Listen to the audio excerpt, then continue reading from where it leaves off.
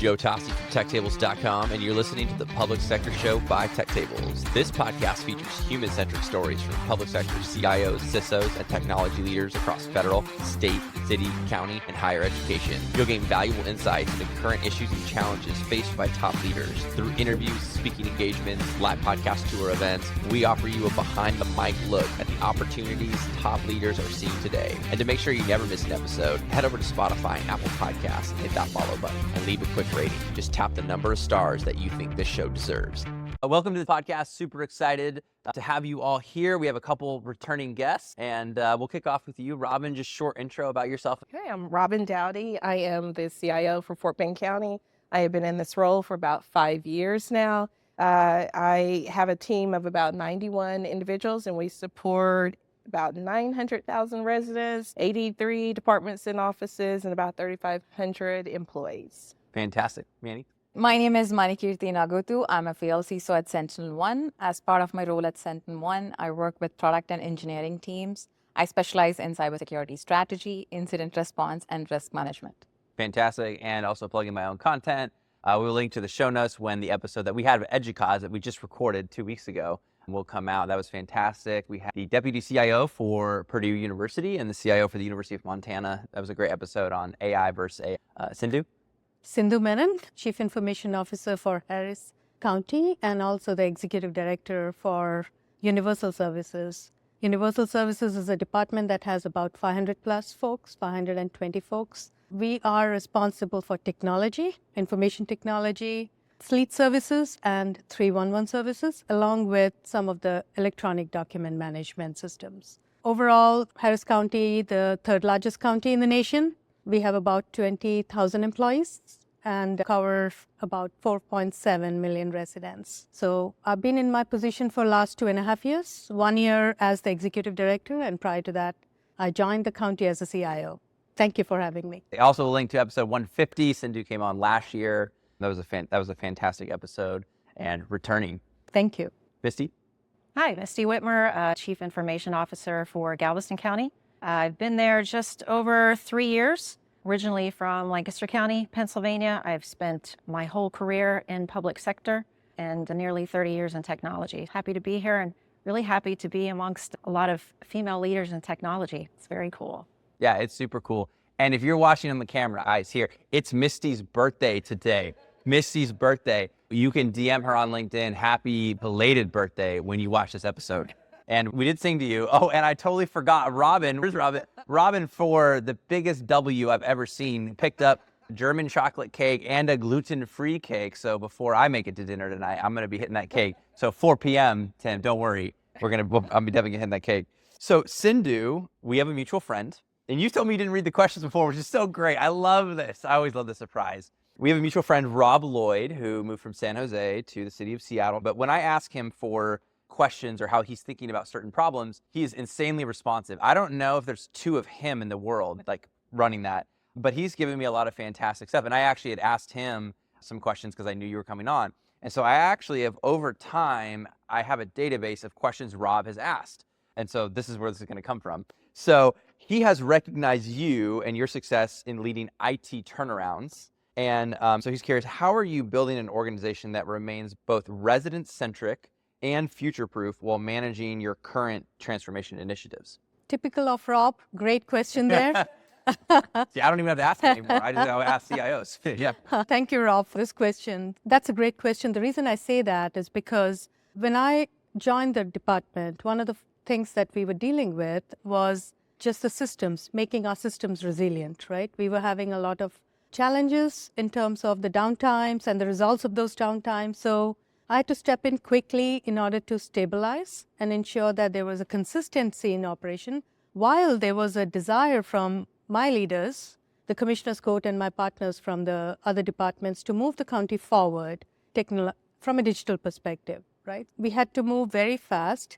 So we collectively as a department adopted the mantra of being nimble, resident-centric, and resilient. These were the three things that we adopted as our mantra. And we also embarked on just building the vision. How do we see ourselves, right, in the in 3 years, 5 years, where do we see ourselves? Collectively moving towards a strategic plan, which would be at the Commissioner's Court, at the next Commissioner's Court for approval. The county completed their strategic plan last week. It was approved by the Commissioner's Court. The technology is going to follow right after that, and we'll get the approval from the Commissioner's Court, hopefully, and that would set the direction to move us in that the path forward, common path forward. The other thing we have done in order to move the county forward, as you have heard, there was a lot of desire for the last 2 years about generative AI, right?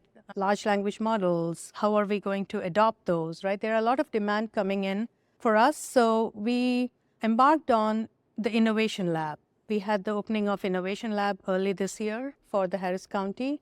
The primary goal for Innovation Lab is to bring this new and novel technology, test it out, be prepared for any risks that it poses, and then roll it out to the departments. So that's how we're taking it forward. All of our initiatives are resident-centric, as in we collaborate very closely with our departments, our partners in the departments, and also with the community at large through various inputs that we get in the community forums, and we build our strategy based on that. Those are some steps that we have taken. We have had good progress, I would say, and we are waiting for the great, like, as in we are working towards getting to the great progress there. That's great. So the last podcast we had was 18 months ago. It's just, I don't even know where the time has gone in 18 months, but that's just what the dates are, right? So, Kears, the last time we met, you were just starting to build out your leadership team. Give us an update. There's Liz right there. So CEO, and now you've got a CTO. Talk about the leadership team that you're trying to build out right now and developing that. Absolutely.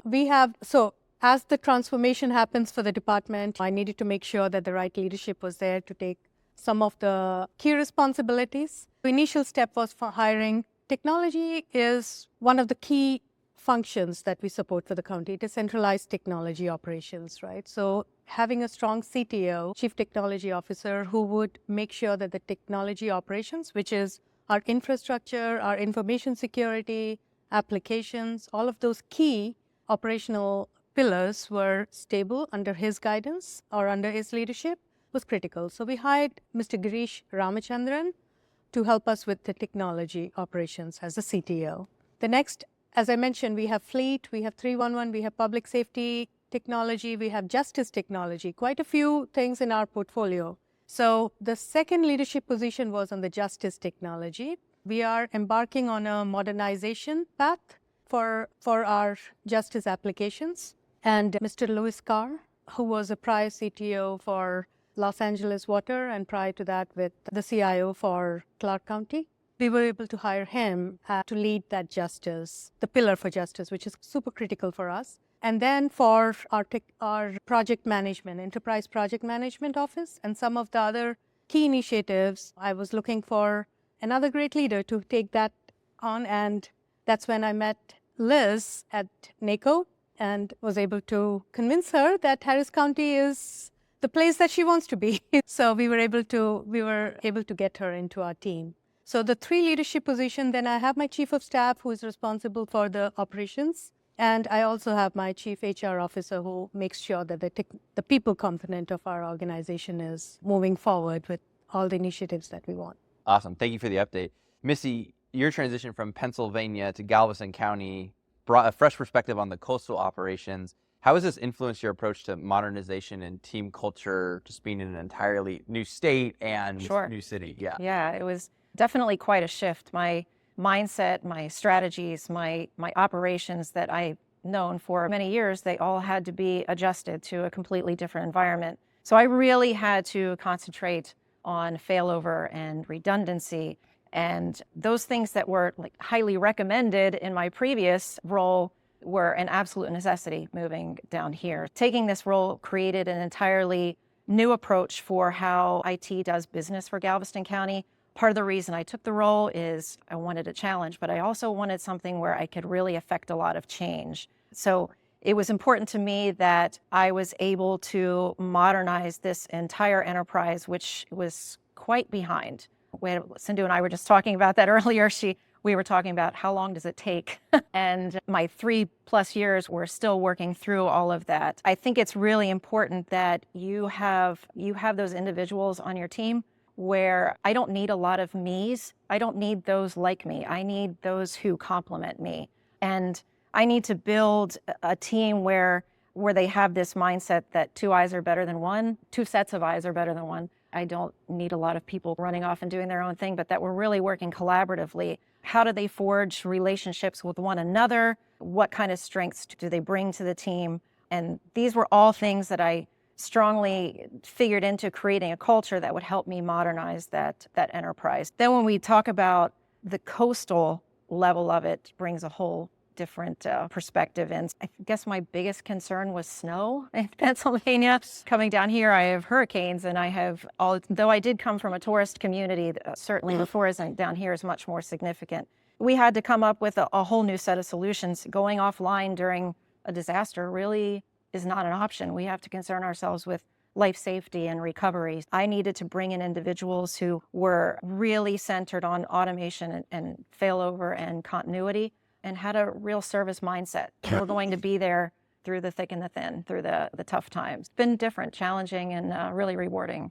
So do you know how I know you're an awesome person? No. So how I know, it's always great. I know a CIO is really good is when someone else sends me something about that person. It's the ultimate tell. And so actually, I didn't even reach out to you. I didn't know Galveston had a county. Like I ended at Harris County, had no clue. But your deputy CIO sent me a 250-word LinkedIn message and just praising you and all the work you're doing and all this stuff. And how can you get to Austin? And I was like, Chris, do I have an offer for you? I'm coming to Houston, even closer. So that's how we connected. And I know Chris wasn't able to make it here, but he just said such great things about the efforts, the work, the culture, and everything. Well, so. that speaks a lot to the team that we've been able to put together there. Chris has been instrumental in doing that as well. These successes are all of ours. They're not mine. They're the entire team. So I'm really proud of them. Love it. Robyn, so with ServiceNow is live. Yeah. It's live, right? It's live. Oh, okay. And Workday launching, did it launch September 20th? I don't remember what date it launched, but it is launched. Okay, cool. It's launched. We have launched. Okay, so how are you balancing the current service delivery? Those are 2 big ones with how you think about the future also. So it's prioritizing. That's our biggest thing. With everything that we have going on, we've got to figure out how we can balance our resources, our people resources, our fund resources, and everything else. And so those are our 2 biggest projects that we've entered into this year. And we're into phase 1. So we've completed phase 1. Now we're into phase 2. I've promoted from within our project manager. So she's now over our project management office, and she's done an outstanding job with helping us to allocate resources and bring in additional contractors so that we can reduce our workload and make sure that it's evenly distributed out. But it's really mainly about prioritizing. And yeah, I think everybody's mentioned it. It's teamwork as well. So we couldn't do this without our team of staff to be able to go out and deploy these different initiatives. One of the things that came to mind was, I believe it was on the intro call we had, was the flood disaster. Did that happen, right? Yeah, which one? Yeah, exactly. So this is it. Which one? This is really great because immediately you had not met her yet, but the first thing that came to mind is I actually know the CIO for Fort Lauderdale, Tamika McKay, and it was like the data center and City Hall and the whole thing just got destroyed. And so I was like, oh, wow, and I have this down as an open loop to connect the 2 of you. She should talk about that. Little did I know, I'm getting a photo from Tamika and another CIO, and you're in it. In San Diego, and which I'm glad you were able to connect. And if you haven't talked about the flooding of your data center, you should definitely talk about that. And so anyways, it's just a small world in the public sector from Mississippi to Florida. Anyways, they all say great things. So it was fun. It was fun just leading up to this event. Hadn't even met you yet, even though that RTM was actually on my calendar, and I got back from San Antonio from EDUCAUSE and just crossed it out. Like, I'm not going anywhere. No, ironically, I ran into both Dr. Merrill and Tamika. We didn't even know that what do we look like, what each other look like. And so we just sat at the same table and started talking. And I said, wait, I know you. Don't you know Joe? Yeah. Then we took a picture and boom, here we are. And it's funny because at RTM, they have an advisory board poster. And the funny part is Summer is right next to me. So Bert knows because he sent me a photo once too. And so people will go to this conference and it's always me and Summer because the photos are so close to each other. And I'm like, oh, this is so great. Summer and I are not there, by the way. Right? Yeah. I took a picture of that poster and I almost sent it to you, but I didn't. No, don't worry. Tamika and Muriel did. Manny, so you had a recent article that you wrote on how security leaders are evolving from technical experts to strategic visionaries. So I really liked the premise of this, and here's why, because I think, especially at the CXO level, having to make those very strategic decisions, it's very hard to, can't really be the technical expert that you once were. How should county technology leaders approach building security conscious cultures during these major transformations? Love to hear your thoughts on that. Sure. Thanks for reading the article. So definitely cyber has become strategic now, considering that there are increasing number of cyber attacks that are happening across the world and increasing emphasis on cyber regulations. And the need to act, be proactive, build defenses is key for success for any organization. And having that embedded in your security culture, because it starts with your security culture within the organization, getting support from your management in terms of building that security culture, approaching everything from a people, process, and technology perspective, having that defense in depth approach built in, considering that it takes everybody in the organization to build that culture and also follow that culture. And not just one process or doing security awareness or having a tool will solve the problem, but definitely having that holistic approach and also considering that there are emerging technologies like AI, which bring in new risks. As the new risk landscape starts evolving, new threat actors are coming up, new ways of targeting organizations are coming up. So it's necessary that you have that security culture embedded within the organization and get the support from the management in executing the security strategy within the organization. That's fantastic. I love that. So one of the topics, and we touched on this with the city of Houston this morning, which is great, was emergency preparedness and infrastructure. Sindhu, since moving from Raleigh to Houston, shout out to Mark Wittenberg. He's been on the podcast. Thanks, Mark. Yeah, he's great. So you were the CIO for the city of Raleigh, and then you hired Mark. So he left Arizona, and then you came here. I tell you, this world is so small. It is incredible. What differences have you observed in how local government approaches emergency preparedness and community between Raleigh and Houston? Another great question. Thank you for that. I think each region has a different, preparedness, because let's take Raleigh and Houston, or Harris County for that matter. Raleigh doesn't have as many hurricanes as we have out here. This year, 3 storms turned into hurricane, tropical storms, and other emergency weather-related events, right? So it's a little different from that matter, but ultimately the preparedness in general, Raleigh was, from a disaster recovery perspective, they were prepared, they were doing what they needed to do. In terms of Houston, I can talk about Harris County, we have stood up emergency communications, which kind of like taking the examples of these storms. They started off as you have a storm coming in and then quickly turned into hurricane. Our Office of Emergency Management has built very strong processes so that we come together very fast and are specifically from Universal Services, because technology is the backbone of a lot of these communication activities that happen. We have radios for our emergency communication, standing up the whole infrastructure. There's a process that we exercise every year. It's called rehearsal of concept, and Robyn has participated in those, and we will extend the invite to you, Misty, this upcoming year. It's going to be in March of this year, where we practice all these processes that we are putting together. We look at things from an angle. You just mentioned people, process, technology. We add another P to it. We say people, policy, process, technology. So our focus has been to build all of it so that our responses are strengthened when we react to these emergency events. Our 311 platform, we are one of the few counties in the nation that has a strong 311 platform. Our 311 platform was extensively used during the events that happened early this year. More and more communication, just making sure that our residents are aware of these tools and strengthening our internal communication. I will brag about my team a little bit here because they have adopted an emergency framework, emergency communication framework that has been endorsed by the federal government, FEMA, and they have taken that framework and put it into their emergency preparedness readiness book. So I feel really proud about the work that my team has done. That's fantastic. I always love hearing when CIOs are bragging on their teams. So Misty, we talked a little bit about the coastal piece. And I asked, like, when we met, I asked the silliest question, because I was like, we have a tsunami warning sign where I live in Santa Barbara, but there are actually islands that protect. And so the odds that Santa Barbara is really going to get taken out are basically near zero. It might catch on fire, but like a tsunami coming just with the Channel Islands. And I was like, hey, I asked you, like, is there any islands protecting you? You're like, no, we are the islands, Joe. I'm on a map looking, I'm like, wow, you are the island. Okay, cool. So curious around if you could just touch upon how you think about building the resilience systems and teams, specifically just in the location that you're at. Sure. So I think we put a lot of emphasis on continuity rather than disaster recovery. Of course, disaster recovery is an important aspect of what we do, but we need to remain operational for, like I said earlier, for law enforcement, emergency management.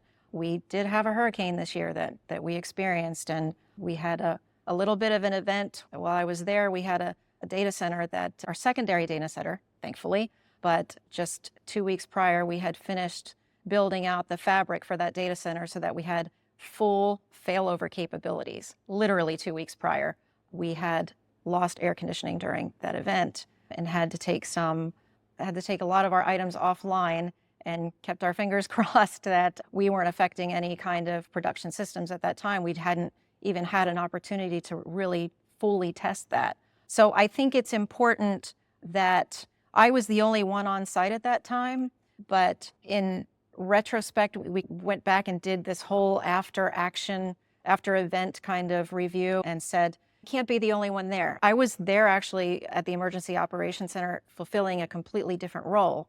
And then I had to step into my technology role that I had to leave some other responsibility to take over. So I think it's important that you have those individuals on your team that you can hand over the reins to, that they're fully trained, that you're drilling this on a regular basis, you're practicing your training so that it becomes almost second nature. There's a little bit of muscle memory going on there when you bring them into situations like this. You need to be agile, you need to be adaptable, you need to be able to pivot during events like this. And I think you only get really good at that if you're practicing it, if you're really taking these scenarios and putting them into play. And I think we were fortunate that in a way that this happened. We learned quite a lot after this event and actually did a lot to bring the team a lot closer. Brainstorming those ideas, going through that after action summary and outcomes really made a significant difference in how we're moving forward with our resiliency. We are planning right now. Geography is not in our favor for our data centers. We are planning a colo opportunity for one of our data centers right now. That was one of our outcomes. So we're really looking forward to moving that forward. So operationally, we're making a lot of changes. Geographically, we're making changes. And then as a team, we're also learning how to adapt more quickly to things that come our way. No, that's fantastic. Robyn, can you just touch upon the basement flooding experience and how I guess you can't fix it getting flooded potentially again, but how you think about that? Basements in Houston area, not a good idea. It's a continuous problem. And you have, it rains, it's going to flood, it's going to mildew, it's going to mold. We're lucky that in a few weeks, we are going to break ground on a brand new building, and the data center is going to be sandwiched in between the first and third floor. Our downside is we're close to the river, but we're up a little higher, so at least we don't have to worry about that. But I think as Misty mentioned, we have to focus on business continuity. We focus on DR, on the failover. All of those items are critical for us to maintain services to our residents. That's fantastic. Manny, you've also written about how risk management is often siloed from the broader enterprise activities. How can counties better integrate their security operations with emergency response planning, especially as threat actors are increasingly leveraging AI in crisis situations? Yeah, so in general, like whenever we talk about cyber risks, they're often looked upon as like siloed, different from rest of the organization. There is not much effort put into integrating cyber risk into enterprise risk management. And as the panelists said that, it's also scenario planning, right? So if you look at security triad, it's confidentiality, integrity, and availability. So any of those three are affected of your organization and its resources, ultimately an incident for your organization. So understanding those cyber risks and talking to your other departments, because traditionally we have seen risk management more coming from other departments like finance and legal, but cyber teams not taking an active role in doing the risk management related to cybersecurity. So getting the guidance from finance or internal audit teams or enterprise risk management teams in terms of drafting those cyber risks for your organization is key. And having that risk register in place so that you're also communicating the cyber risks to the executives so that everybody in the organization is aware of the risks. And let's say if there is a cybersecurity incident for your organization, everybody's aware of it and everybody's aware that this is going to be critical for the organization in terms of, for example, addressing availability, right? So any of the security triad is affected, it's necessary that you integrate this risk so that you're able to evaluate if it's strategic, does your organization can survive the cybersecurity incident or not, or everybody is not aware of the cybersecurity incident, and all of a sudden you're knowing that there is a cybersecurity incident and no services are available for the organization and their services as well. So integrating that is key, and having those conversations with other departments and making sure that you are communicating those risks. That's fantastic. Sindhu, so you emphasize there's a no one-size-fits-all solution to broadband access, and you might be wondering, when did you emphasize that, right? In the last episode 150, I pulled the transcript, so I know. How does Harris County's approach to equity and accessibility compare to your East Coast experience? I think the answer remains the same from the episode that you're referencing. Each of the regions have their own unique needs, right? You divide, any broadband is now a necessity. It's no longer a nice to have. It's become a necessity for many years now. With the affordability connectivity program ending in April, I think most of the local government is thinking about how do we make sure that these connectivity programs continue for the residents and the folks who really need it. We look at things from 3 different angles, which I think is common across this space, which is affordability, accessibility, and digital literacy. So right now we are focused on building the digital literacy aspect of it while looking at affordability and accessibility, right? So we are partnering very closely with our public library and some of the other key departments in order to we have a program within Universal Services called Digital Navigators. And the role for digital navigators is to be there in the community, understand their needs, provide resources that would help them get connected and also digital literacy aspect of it. So we're partnering, our digital navigators are constantly working with public library, our Harris County Public Library system, in order to develop the curriculum that they would take to the community and train them on using broadband and or any of those digital skills that they need to have. So we're very focused on digital literacy at this time. We're also in progress with discussions around with our partners, peers, other counties, and also with some of the non-for-profit organizations that do a lot of work in this space to find how do we come up with a solution that would help us in building more connectivity.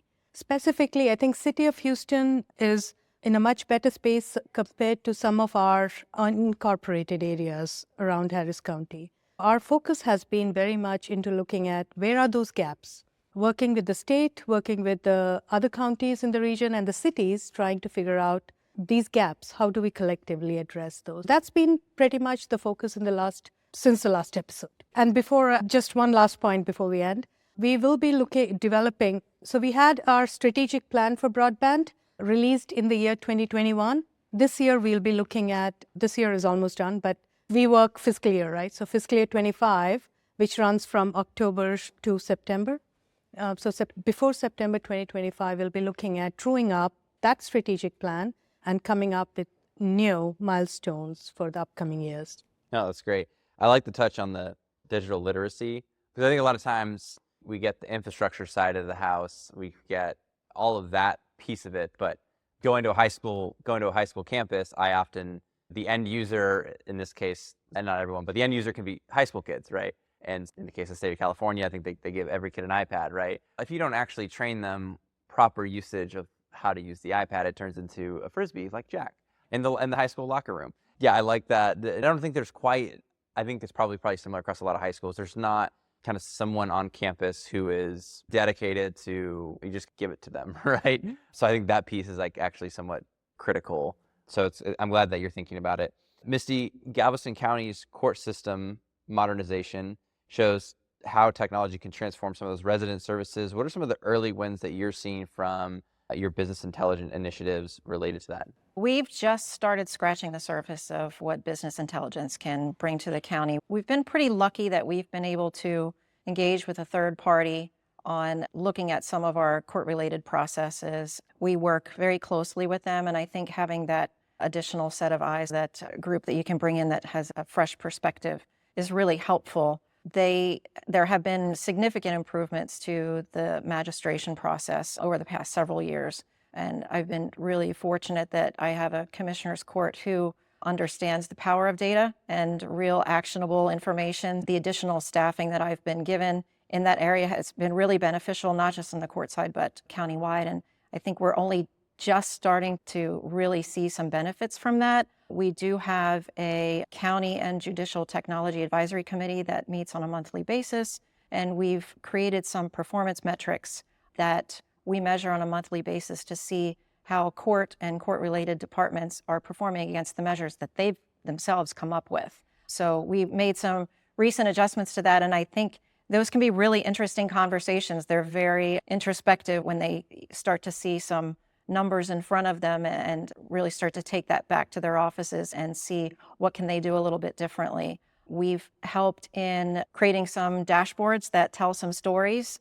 that just a way to look at that same data in maybe a little bit of a different way. We're able to show them the age of some of their pending cases and why they may be pending for the length that they are. And then it's up to the court agencies and those court-related departments to decide if they want to do anything with that information. And we've also been engaging with them in how we can help them. Each court operates a little bit differently. We're just starting to forge those relationships with our courts, and we really look forward to being able to help them make some better decisions for their operations. That's fantastic. So Robyn, you mentioned to me that your team has processed 30,000 ServiceNow tickets while reducing active projects from 200 to 80. How are you measuring the success in service delivery, and do you have any scorecard system set up for that? I don't necessarily have a scorecard set up. What I do have is with the ServiceNow implementation, we have surveys that we implement it and that we push out. Every time we have a request that's closed, then we get feedback from our requesters to see how well do we complete it? Do we complete it in a timely manner? And I have my leadership team is reviewing that. I'm reviewing it as well, just to make sure that we are keeping our service levels up. And then along with that, our service desk, we have contact center within there. So that allows us to kind of review calls, listen in, and see if we're listening in. Yeah, just for quality assurance purposes. And, That's like right to a T. That was hilarious. But no, we use that tool to help us in training and ensure that we are providing customer service. Two of the core values that I have in my department, it is communication and customer service. Without either of those, I don't think that we could be successful. So I strive to make sure that we are emphasizing that in everything that we do. That's fantastic. I love that that was like right on target. Meaning your recent work highlights how AI is transforming threat detection through machine learning. Can you walk us through how the counties should approach the evolving CIA triad: confidentiality, integrity, and availability in their security operations? Yeah, as I briefly mentioned about how AI is being leveraged by threat actors, they're also working to use AI in launching phishing emails or AI-powered malware or deepfakes or any kind of AI threats that we are hearing from the last 18 months or so. On the one side, we have threat actors using AI to launch attacks against the organizations. On the defense side, that is the blue teams, on the security team side, they should and also should leverage AI in terms of defending the organization. And when we talk about AI, it's very vast, and there are very nuances associated with the use of the word AI, because AI can mean machine learning, AI can mean deep learning, AI can mean generative AI. So making sure that where we can deploy the tool within the organization, understanding how we can reduce the mean time to detect and respond, and how we can enable the security teams to do the mean time to detect and as well as respond in a timely manner. So that's quite important. For example, SentinelOne has Purple AI, which helps security analysts in reducing that mean time to respond and detect, and streamlining the investigation process, and also helping out with the threat backlogs that they have during incident investigation process. So using those tools where you can ask a question, say to Purple AI, am I being targeted by Fin12 within my organization? It basically gives out a threat summary of all the endpoints related to that threat actor in the environment. So leveraging that for security teams can greatly benefit the counties as well as the organizations out there, because you're in turn helping security teams who are already stressed out and there's already a concern about burnout. So helping them to perform their jobs better, enabling them to do that better is something that we can do for the security teams going forward. Yeah, no, that's fantastic. I could go for another 2 hours if I really wanted to stretch this, but no one here is going to be here for that. So I'm going to trim this down a little bit short, everyone's yes. And we got that chocolate cake waiting, but so I'm also going to double dip. So I also have a great insight from another question that Rob sent me related to you, and I'm going to just encompass it for everybody. Rob mentioned that the best CIOs lift each other's up as they rise. So we're going to start with Robyn, and we'll go our way down. How are you investing in your team members to prepare them for future leadership roles? So I have various resources that I offer them. We have several different leadership conferences that are available, leadership training. I think a year or two ago, I spent every month having leadership training for my leadership team and all my managers and supervisors. So it's empowering them with that, having one-on-one sessions, coaching them, helping and guiding them, and just trying to be that mentor and giving them the opportunity to move up. And it's also connections as well. So it's networking, bringing those opportunities together. Sindhu had mentioned the rehearsal concept event. I think for the past 2 years, we've gone, I brought my entire leadership to her ROC event. So it's been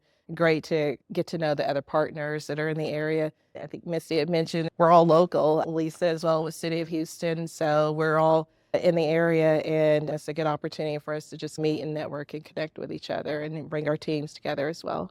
That's fantastic. Manny, how are you investing at SentinelOne with the team as far as preparing for future leadership roles within S1? Yeah, for sure. So we do have a program within SentinelOne where we interact with different departments. We can have chats with the different departments as well as our leadership. It's an open door policy, so we can go and chat about our career as well as with our peers in terms of what's the next career move. And apart from that, SentinelOne also invests in women in cybersecurity, which is outside of SentinelOne organization, for helping to build that women leadership, women cybersecurity professionals out there in industry. And SentinelOne also gives internships to students in terms of encouraging the whole cybersecurity workforce across the globe. To plug my own content, I had a fantastic episode in Bellevue on women in cybersecurity featuring Sabra, the CIO for the city of Bellevue, Megan Clark, the CIO for King County, and then we had Christina, and then we had Michelle. It was a fantastic episode on women in cybersecurity, and I'll link to that one in the show notes. Sindhu, love to hear how you're building the next generation in Harris County. Absolutely. So few things. Last 1.5 years that I've moved into this position, I've been focused on. When I inherited the department, we were talking about how to roll out certain training programs that were extremely popular in the industry. We have adopted some frameworks in our operations and ensuring that those trainings were provided and folks knew what exactly are we talking about. We also took it one step ahead where we want to extend. We have gone ahead and extended certain training countywide, so that if there are, one of the areas that we struggle is technology hiring. Fleet, same issue. We have issues hiring the professionals there. In order to build that workforce, we have extended certain trainings outside of our department in order to try and bring in folks who might be interested in building a career in technology. So a few things that I would like to highlight here. One of them is we look at opportunities where we can promote from inside the organization. So that gives folks motivation to grow themselves personally, right? So that's one. Another one, we have also, last 1 year, we have had an employee engagement committee. So the role of the employee engagement committee is to bring people together, breaking the silos from all the areas, and talk about what are some of the initiatives that they would like to move forward at the county from a leadership development and or employee development. We have started a customer experience academy within Universal Services. so that the experience, in order to enhance the experience that our customers have. One of the frustrations that, again, going to the call center, our help desk and our 311 team receives generally is that the person on the other side may not be as nice. They may be frustrated, etc. So in order to train them how to handle those situations, we have built a customer experience academy internally.